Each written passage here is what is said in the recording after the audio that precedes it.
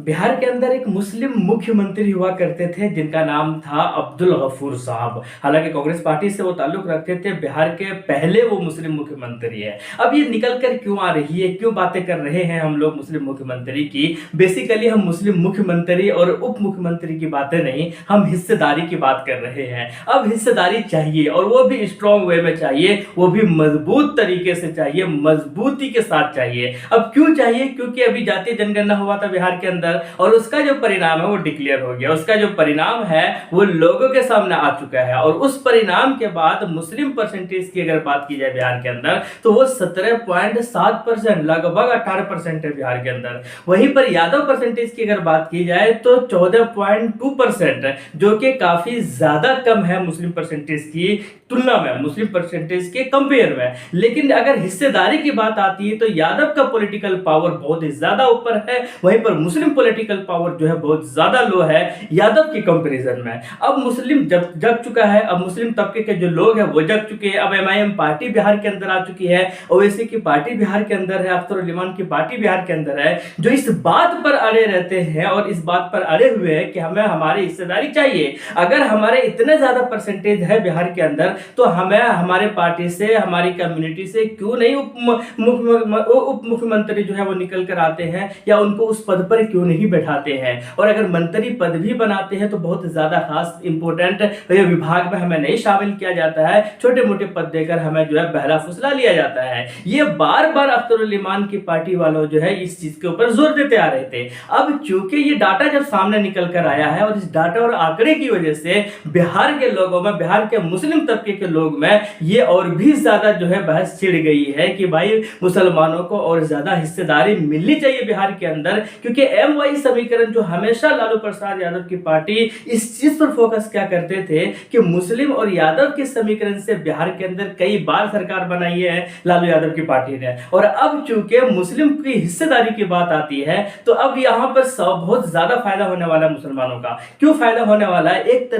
तरफ तो जो एमआईएम की पार्टी है जो हिस्सेदारी की बात कर रहे हैं, मुस्लिम पॉलिटिकल पावर की बात कर रहे हैं, मुस्लिम सियासी जो है शुरूर की बातें कर रहे हैं। दूसरी तरफ जो है आरजेडी की पार्टी है जो हमेशा मुसलमानों को, या आरजेडी ही नहीं बल्कि और भी सारी पार्टियां जो है वो हमेशा मुसलमानों को बहला फुसला कर रखे हैं, या फिर यूं कहें कि उनको कुछ खास दिया नहीं है जितना दिया जाना चाहिए उनको। तो अब एमआईएम पार्टी वाले आ चुके हैं मैदान के अंदर। भाई अब आरजेडी के सामने बहुत ज्यादा ऑप्शन बचे नहीं है, या तो भाई इनको ज्यादा हिस्सेदारी दीजिए। हिस्सेदारी का मतलब है पॉलिटिकल पावर जो है इनको थोड़ा ज्यादा मिलना चाहिए, विधानसभा में इनके ज्यादा उम्मीदवार पहुंचने चाहिए। कितना ज्यादा उम्मीदवार? क्योंकि आरजेडी ये और यादव के जो परसेंटेज है उससे ज्यादा पहुंचना चाहिए विधानसभा के अंदर मुस्लिम कैंडिडेट, उससे ज्यादा पहुंचना चाहिए कहां पर? लोकसभा के अंदर मुस्लिम कैंडिडेट, उससे यादव से ज्यादा टिकट दिया जाना चाहिए मुस्लिम कैंडिडेट को, यादव से ज्यादा टिकट देना चाहिए लोकसभा के अंदर मुस्लिम कैंडिडेट को। अब अगर नहीं देंगे तो ये जो आंकड़े हैं ये सामने हैं,